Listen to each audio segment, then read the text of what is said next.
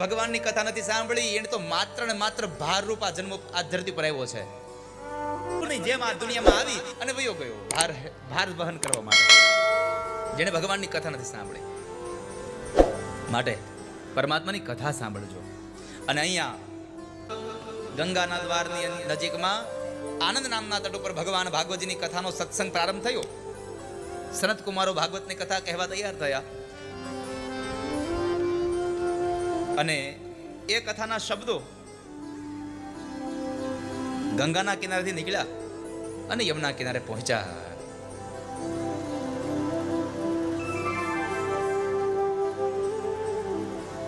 યમુનાના કિનારે એ શબ્દો પહોંચ્યા.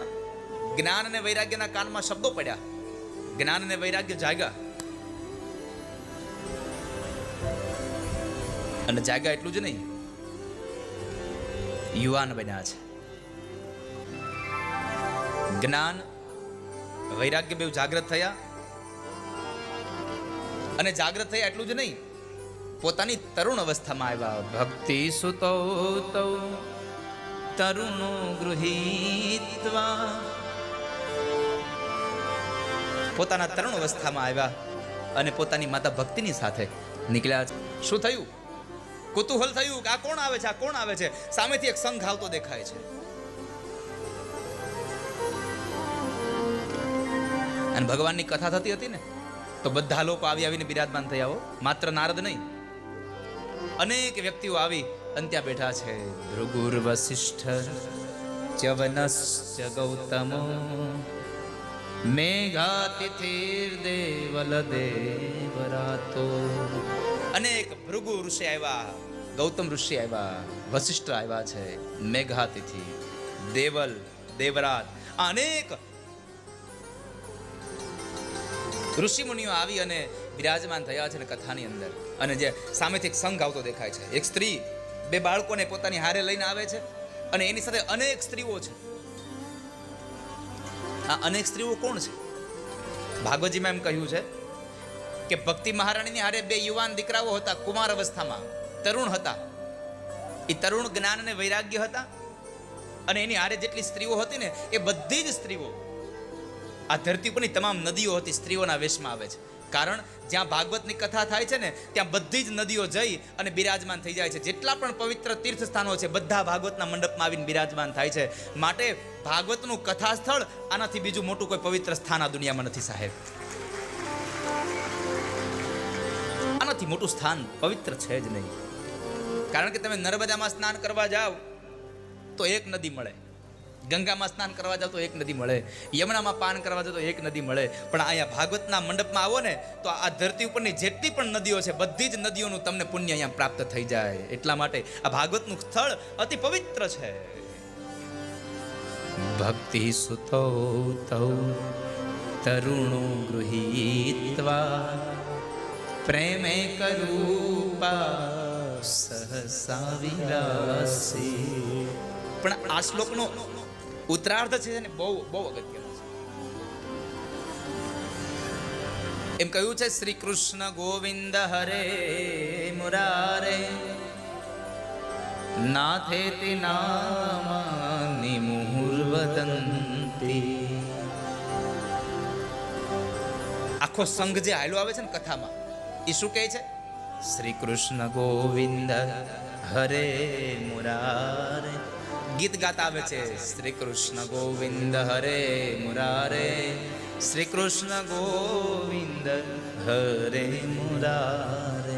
અહીંયા મને તમને એક ઉપદેશ આપ્યો કે જ્યારે તમે ઘરેથી નીકળો કથામાં જવા માટે, ત્યારે તમે કથામાં જાઓ ને ત્યારે તમારે વચમાં માર્ગમાં હાલતા હાલતા કોઈની નિંદા ન કરવી, કોઈની વાતો ન કરવી, મોઢામાં માત્ર ભગવાનનું નામ ગાતા ગાતા જવું. અને કથામાંથી જ્યારે ઘરે જાઓ ત્યારે પણ પરમાત્માના નામની ધૂનો ગાતા ગાતા જવું. એટલા માટે જેથી કરીને પાપો ન થાય. ભગવાનની કથામાંથી પાપો છોડવાની ગાથા છે, પાપોને બાંધવાની કથા નથી આ.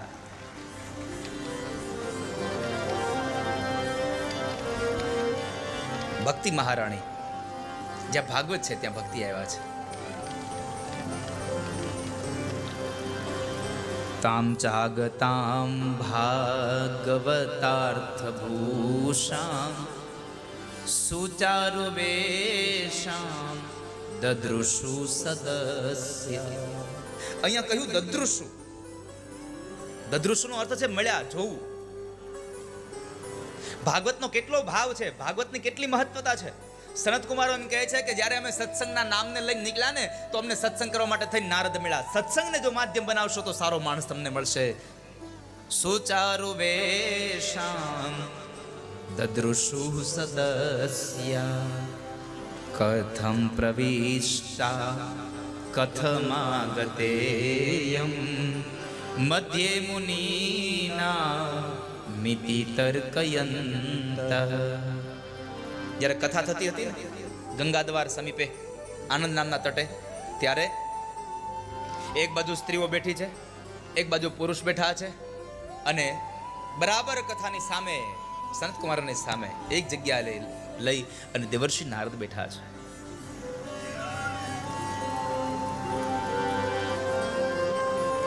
નારદ બેઠા છે.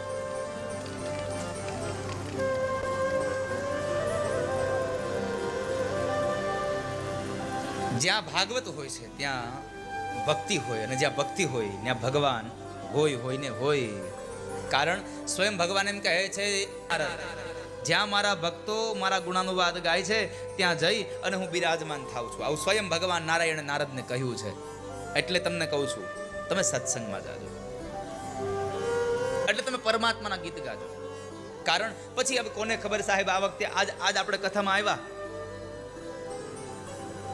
આજ તમે કથામાં આવ્યા, હવે કાલ તમે કથામાં આવશો કે નહીં આવો કોને ખબર. આજનો લાવો લીજીએ ભાઈ, કાલનું કાચું હોય જો. કાલનું કાચું, કારણ કે આ દુનિયામાં આપણે આજ જોઈ છે, હવે કાલ કેવી હોય કોને ખબર છે. ન જાણ્યું જાનકી નાથે કાલ સવારે શું થવાનું. હવે કાલ પછી આપણને કદાચ કથામાં આવવા મળે ન મળે કોને ખબર. અવસર ના આવે આવો ગોવિંદના ગુણ લાગાવો. અવસર ના આવે આવો ગોવિંદના ગુણ લાગાવો.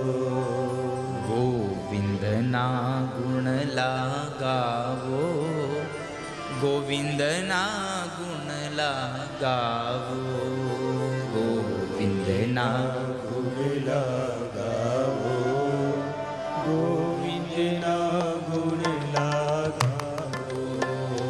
ગોવિંદના ગુણ લાગાવો, ગોવિંદના ગુણ લાગાવો. આવો બાપુ. ગુણ લાગાવો. ગોવિંદના ગુણ લાગાવો. ગોવિંદના ગુણ લાગાવો, ગોવિંદના ગુણ લાગાવો. ગોવિંદના ગુણ લાગાવો. ગોવિંદના ગુણ લાગાવો. આ ગોવિંદના ગુણને ગાવાની કથા આવે અને ગોવિંદના ગુણ ગાય છે, ભગવાનના ગીતોને ગાય છે. અને કોણ નથી ઓળખતો એમને એવા ભાઈ લક્ષ્મણભાઈ બારોટ અહીંયા પધાર્યા છે, જેને બાપુ બહુ આનંદ થયો મને આજે.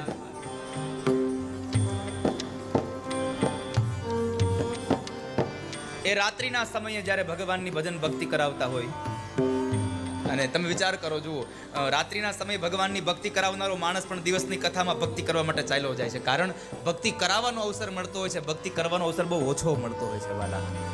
કારણ કે સાંભળવું બહુ ઓછું હોય આપણે, અને સાંભળવું એ તો બહુ. નવધા ભક્તિમાં પણ કહ્યું શ્રવણમ, પેલી ભક્તિ છે શ્રવણ. પેલી ભક્તિ બતાવી શ્રવણમ કીર્તનમ વિષ્ણુ. પેલું સાંભળવું ને પછી ગાવું, પછી કીર્તન કરવું. પછી તમને આવો અવસર નહીં મળે વારે.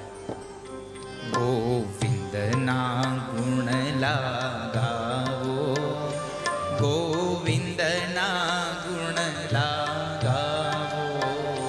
ગોવિંદના ગુણ લાગાવો.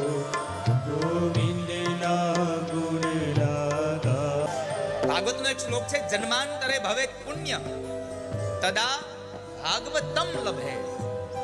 તમારા અનેક જન્મના પુણ્ય ભેગા થાય ત્યારે તમને ભાગવત રૂપી ફળ મળે છે.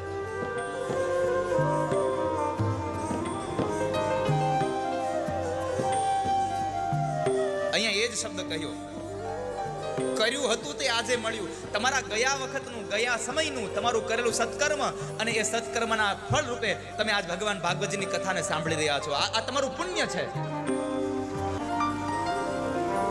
અને એ જાગૃત થયા.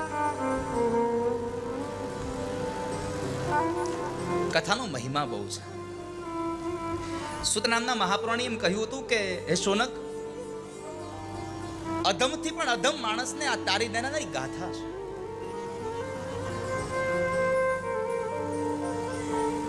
અધમથી અધમને પણ પોતાના પાપમાંથી મુક્ત કરી દેનારી આ ગાથા છે.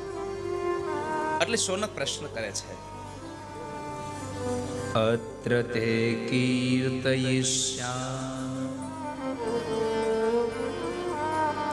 ઇતિહાસં પુરાતનં યસ્ય શ્રવણમાત્રેણ પાપહાનિ પ્રજાયતે.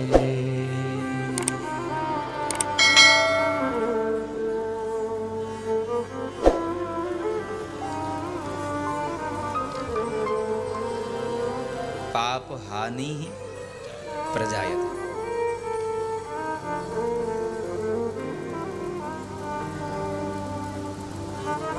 મહારાજ, તમે એમ કહો છો કે અધમમાં અધમ માણસ, પાપી માણસને પણ આ ભાગવતની કથા મુક્તિ દેનારી છે. હા, તો તમારી પાસે એવું કોઈ સત્ય ઘટના ખરી કે જેને પાપ કરવામાં પાછું વાળું જોયું ન હોય અને પછી એને પણ આ ભાગવતજીએ મુક્તિ આપી હોય? અરે હા, મારી પાસે છે કથા. સાંભળો.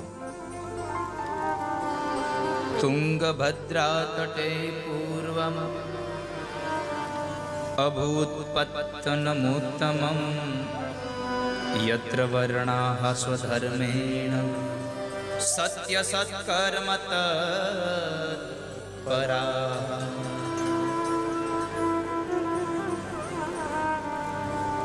સાંભળો.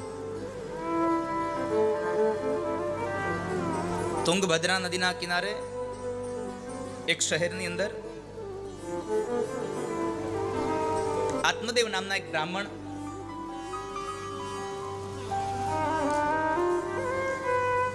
અને એની પત્ની ધુંધુલી બેવ રહે છે. આત્મદેવ બ્રાહ્મણ સત્યકર્મ તત્પર છે, પણ એની પત્ની જે ધુંધુલી છે એ તો લોકવાર્તારતા ક્રૂરા પ્રાયશો બહુજલ્પિકા શૂરાચ ગૃહકૃત્યેષુ કૃપણા કલહ પ્રિયા.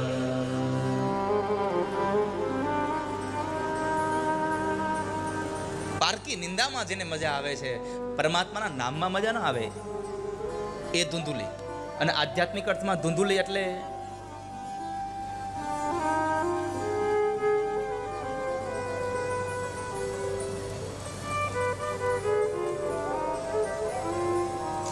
માણસની બુદ્ધિ છે.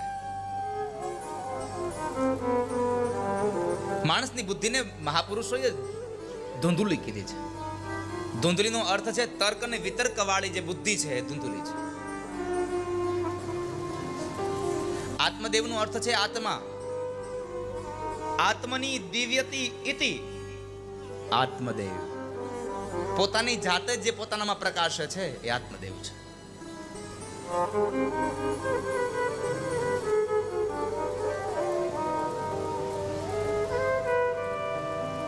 અને એ આત્મદેવને ત્યાં એક દીકરો નથી એટલે આત્મદેવ દુખી થયા છે.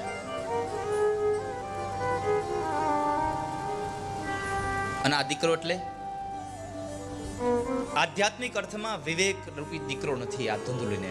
જ્યાં સુધી આ બુદ્ધિને વિવેક રૂપી પુત્ર ન થાય ત્યાં સુધી આત્મદેવને શાંતિ ન મળે.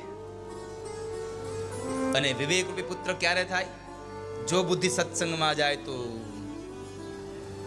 બિનુ સત્સંગ વિવેક ન હોય.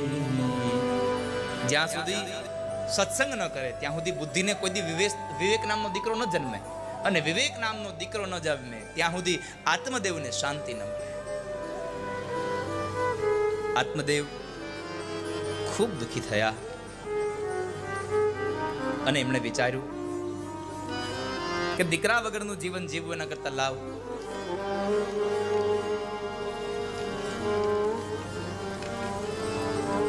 આત્મહત્યા કરી લઉં. આત્મહત્યા કરવાના વિચારથી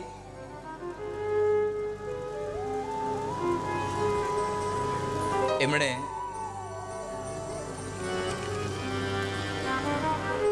જંગલમાં જવાનો પ્રયત્ન કર્યો છે.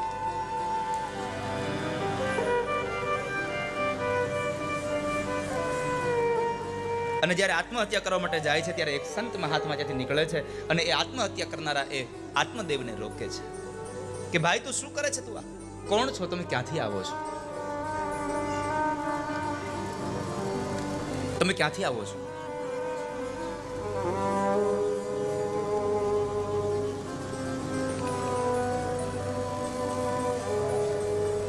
મારું નામ આત્મદેવ છે, હું બ્રાહ્મણ છું.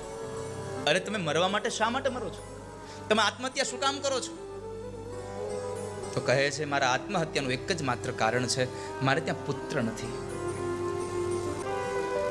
અરે ભાઈ, તમારી ઘરે દીકરો નથી એ તો પરમાત્માની કૃપા સમજો.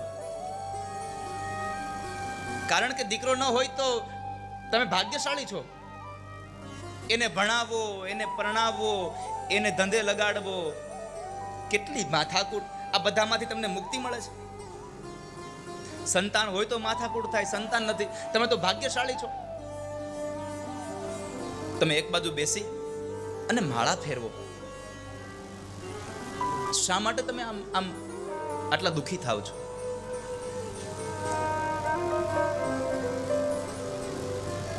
શા માટે?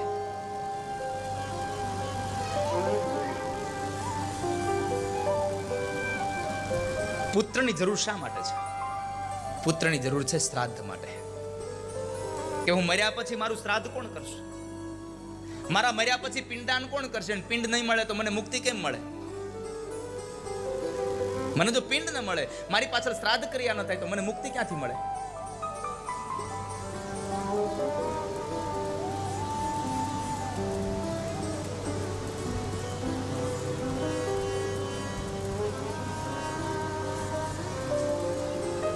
એક વાત યાદ રાખજો, આપણા દીકરાઓ આપણા મૃત્યુ પછી ઘઉંના લોટના, ચોખાના લોટના અને અડદના લોટના પિંડદાન કરી અને જળમાં પધરાવે અને મુક્તિ મળી જાય. એના કરતાં મહાપુરુષો એમ કહે છે કે તારા દીકરા તારી પાછળ પિંડદાન કરે એના કરતાં એક કામ કર, પરમાત્માએ તને પંચમહાભૂતનો આ મોટો પિંડ આપ્યો છે. આ શરીર એક પિંડ છે અને તું શરીરને તારી જાતે પરમાત્માના ચરણારવિંદમાં સમર્પિત કરીને જા. પછી તારા દીકરાઓ પિંડદાન ન કરે તો જરૂર ન પડે તારી. તું તારી જાતે પિંડદાન કરી લે.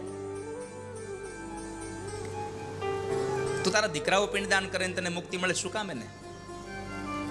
અને આ દુનિયામાં શ્રાદ્ધ એટલે એક શ્રાદ્ધ એવું છે કે એના જેવું ઉત્તમ શ્રાદ્ધ બીજું કોઈ નથી ને એ શ્રાદ્ધ છે શરણાગતિનું. શરણાગતિ જેવું બીજું કોઈ શ્રાદ્ધ આ દુનિયામાં છે જ નહીં. પરમાત્માને કહેવાનું, પ્રભુ હું તમારો છું.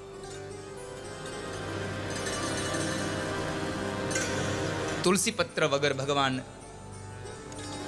કશી પણ વસ્તુ સ્વીકારતા નથી. એટલે તમારે પરમાત્માને જો પિંડદાન અર્પણ કરવું, જુઓ તમે, આપણે જ્યારે માણસ ગુજરી જાય ને તો છેલ્લે આપણે મોઢામાં તુલસી પત્ર મૂકીએ છીએ. મોઢામાં તુલસી પત્ર મૂકીએ છીએ, કારણ આ પિંડ હવે ભગવાનને દેવાનો છે. ભગવાન તુલસી પત્ર વગર કશું જ સ્વીકારતા નથી.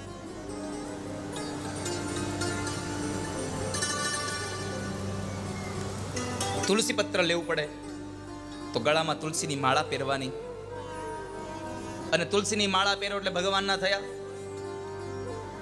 આ દેહ, આ પિંડ પ્રભુને સોંપ્યો અને શરણાગતિ કરી કે હે પ્રભુ, હવે હું તમારો થયો. ડોકમાં માળા આવી જાય ને, તુલસીની માળા, એટલે આપણે ભગવાનના થઈ ગયા, અને ભગવાનના થયા પછી આ જીવનને જેવું ને તેવું ન જીવાય. પરમાત્માના નામની માળા એટલે કહ્યું, ગુરુજીના નામની હો માળા છે ડોકમાં, ગુરુજીના નામની હો માળા છે ડોકમાં, પ્રભુજીના નામની હો માળા છે લોકમાં, પ્રભુજીના નામની હો માળા છે ડોકમાં. ભગવાનના નામની માળા જ્યારે ડોકમાં હોય પછી આપણે જેવું તેવું જીવન ન જીવાય વાલા. લક્ષ્મણ બાપા આવો ને બે કડી, આવો આવો વ્યાસ આવો, હાથ પકડીને લેતા હો લક્ષ્મણ બાપાને. આવો લક્ષ્મણ બાપા બે કડી ગુરુજીના નામની ગબડાવો, તમે મજા આવશે. ક્રોધ કદી થાય નહીં, પરને નિંદાય નહીં, ક્રોધ કદી થાય નહીં, પરને નિંદાય નહીં. લક્ષ્મણ બાપાનો લગભગ આશ્રમ અહીંયા છે ને બાપા તમારો? આ નજીકમાં ત્યાં આશ્રમ છે લગભગ.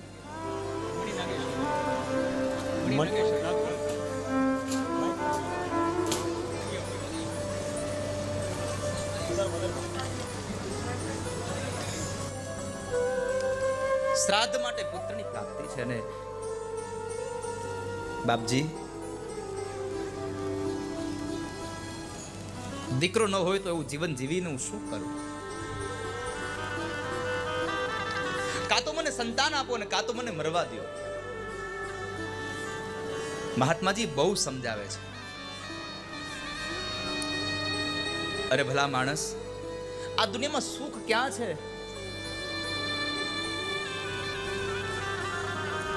આ દુનિયામાં સંન્યાસ જેવું સુખ ક્યાંય છે નહીં. સંન્યાસ સર્વથા સુખમ. સંન્યાસમાં જે સુખ છે એ સુખ અન્યત્ર નથી વાલા. મુંચા જ્ઞાનમ પ્રજારૂપમ બલિષ્ઠા કર્મણો ગતિ વિવેકમ તુ સમાસાદ્ય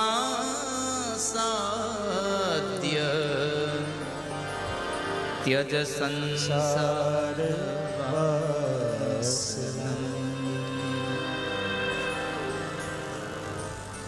આ સંસારની વાસનાઓને છોડી દે ભાઈ, અને પરમાત્માના નામની અંદર તું લાગી જા. ત્યજ સંસાર વાસનમ.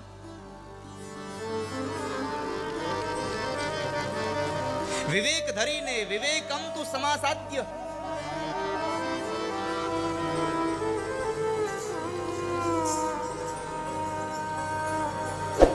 તું વિવેકને સાધી અને પરમાત્માને ભજી લે. પણ જ્યારે આત્મદેવ બ્રાહ્મણ નથી માનતા. મહાત્માજી કહે છે કે ભાઈ, તમારા ભાગ્યમાં એક જન્મમાં તો નહીં, 7 જન્મમાં પણ સંતાન નથી લખ્યું. આત્મદેવ કહે છે બાપજી હવે મને મરવા દો, આવું જીવન મારે નથી જીવવું.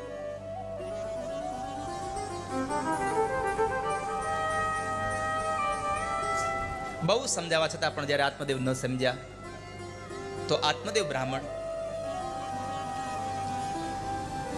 મૃત્યુની હઠ લઈને બેઠા. અને એ સમયે મહાત્માજીએ, એક સાધુએ એક વૃક્ષનું ફળ તોડી અને આપ્યું કે લે આ ફળ.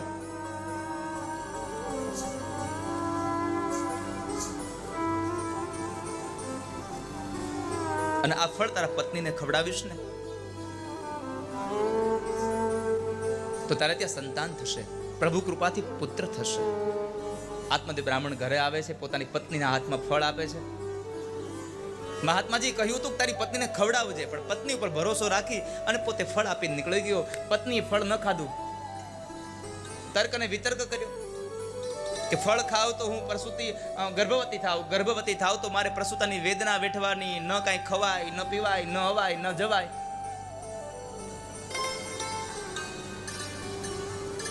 કરુષ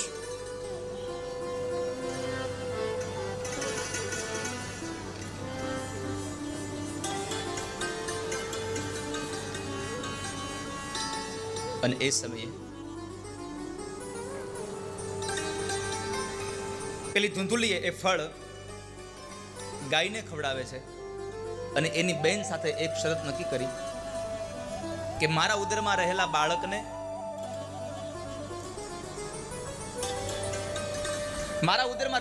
હું તને આપી દઈશ, તું અને મને થોડુંક ધન આપજે.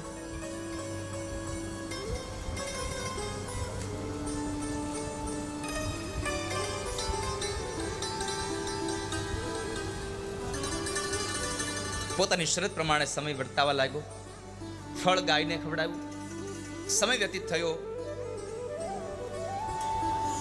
અને આ બાજુ ધૂંધુલી પોતાના પતિને છેતરે છે અને આમ પણ આપણા આત્માને આપણી બુદ્ધિ જ છેતરે છે.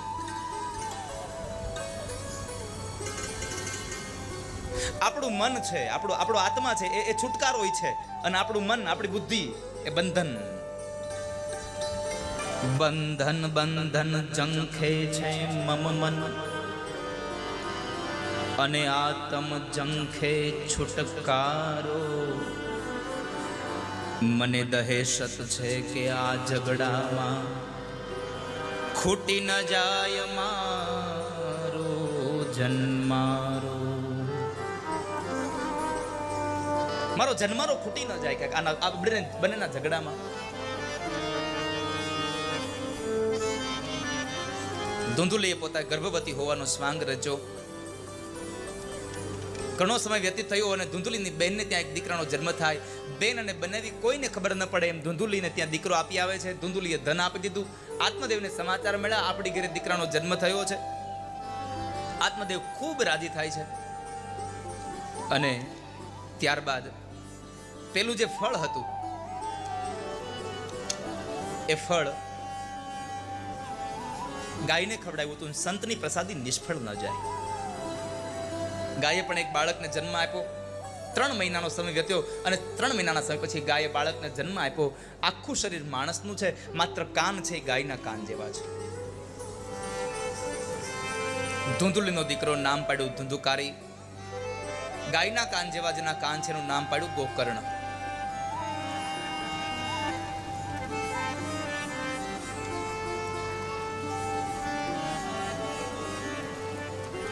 સમય વ્યતીત થવા લાગ્યો. 2 ભાઈઓને વિદ્યાભ્યાસ માટે બેસાડ્યા. એમાં ગોકર્ણ મહારાજ મહાજ્ઞાની બન્યા અને ધુંધુકારી છે મહાશઠ બન્યો. ગોકર્ણ પંડિતો જ્ઞાની ધુંધુકારી મહાખલ. પોતે મહાશઠ બન્યો છે. ન કરવાના કાર્યો કરે, ન પીવાના પદાર્થો પીવે, ન ખાવાના પદાર્થો ખાય છે અને ગોકર્ણ મહારાજ મહાજ્ઞાની બન્યા છે. ધુંધુકારી મોટો થયો અને એમણે મા બાપ પાસે, પોતાના માતા પિતા પાસે પૈસા માગે. માતા પિતા પૈસાની આપવાની ના પાડે. 1 વાર 2 વાર આમ થયું અને એક વખતના સમયે આત્મદેવ બ્રાહ્મણ પાસે જ્યારે ધુંધુકારીએ પૈસા માંગ્યા, ધન માંગ્યું અને ના પાડી, તો ધુંધુકારીએ પોતાના પિતાશ્રી આત્મદેવની છાતીમાં લાત મારી અને એને ધરતી પર પછાડ્યો છે. અને ત્યારે આત્મદેવને પેલા મહાત્માજીના શબ્દો યાદ આવ્યા કે આ દુનિયામાં દીકરા વગરના રડે છે અને દીકરા વાળા રડે છે.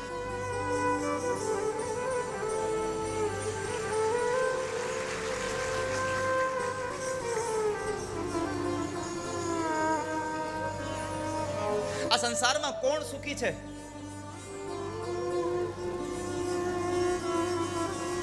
જેને દીકરા નથી એટલે એ દીકરા માટે રડે છે, જેને દીકરા છે એ સાચવતા નથી એટલા માટે રડે છે.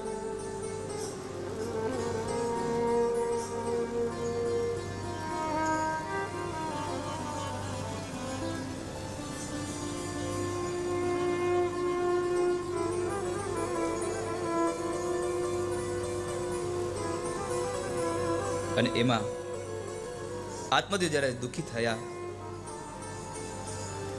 અને એને દીકરાની જ્યારે લાત વાગી ત્યારે સમજણ આવી. અને આમ પણ આ દુનિયાનો નિયમ છે, લાતો કે ભૂત બાતો સે નહીં માનતે. તમે ગમે તેમ સમજાવો પણ જ્યાં સુધી એને હારી ન જાય ને ત્યાં સુધી રહી નહીં.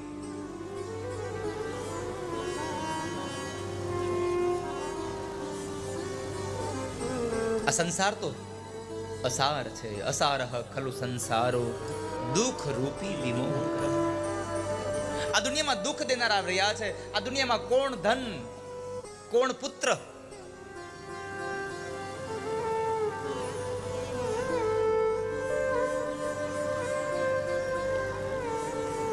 કોણ દીકરા અને કોણ આપણું આ પૈસો, આ દુનિયામાં કોઈ કોઈનું થયું જ નથી સાહેબ. આ તો આવ્યા ને જવાનું, આવ્યા ને જવાનું. આ દુનિયામાં તો બસ માત્ર જ્યાં સુધી આ પંચ મહાભૂતના શરીરમાં પ્રાણ છે ત્યાં સુધી મારે ને તમારે રહેવાનું. બાકી તો ક્યારે જવાનું નક્કી નથી હોતું સાહેબ.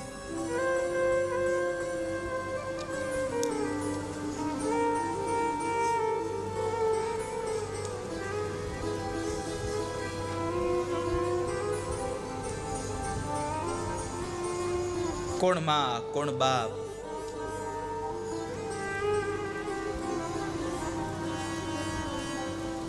એકલો આવ્યો ને એકલો જવાનું, એમાં કોઈ પણ પ્રકારનો સંશય નથી. કોના છોરું ને કોના વાછરું, કોના માં ને બાપ.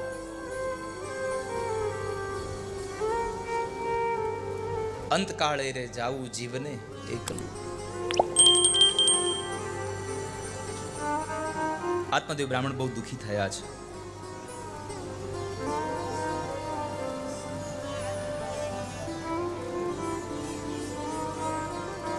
અને આપણે અહીંયા આવ્યા છીએ ને તો કેટલા દિવસ,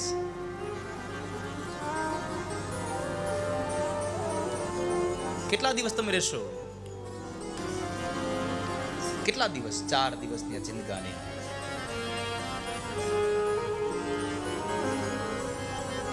હે બહારે બાગ દુનિયા ચંદરો,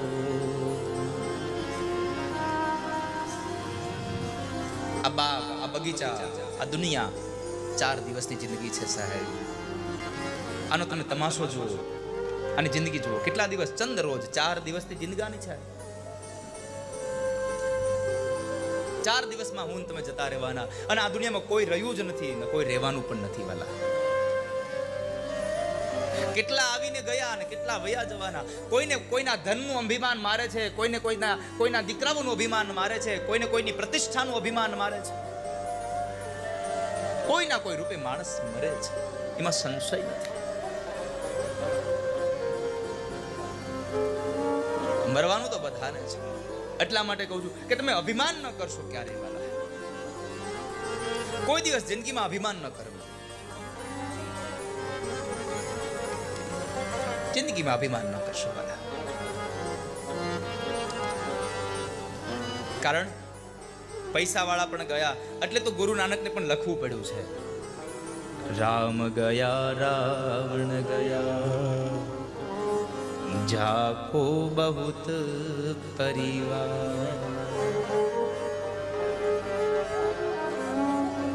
રામ ગયા રાવણ ગયા, જાકો બહુત પરિવાર. બ્રહ્મ જેવા બ્રહ્મને પણ જવું પડ્યું. અને જ્ઞાનીમાં જ્ઞાની માણસ રાવણ જેવો રાવણ પણ ગયો તો મારી તમારી તો શું વિષાદ છે. અહીંયા કોણ ઓળખશે આપણને?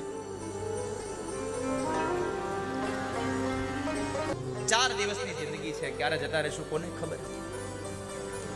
અને આપણે આવ્યા છીએ તોય કોઈને ખબર નથી, અને આપણે વયા જશું તોય કોઈ રડવાનું નથી વાલા. એટલે અભિમાન ન કરશો. માણસને પોતાનું અભિમાન મારે છે.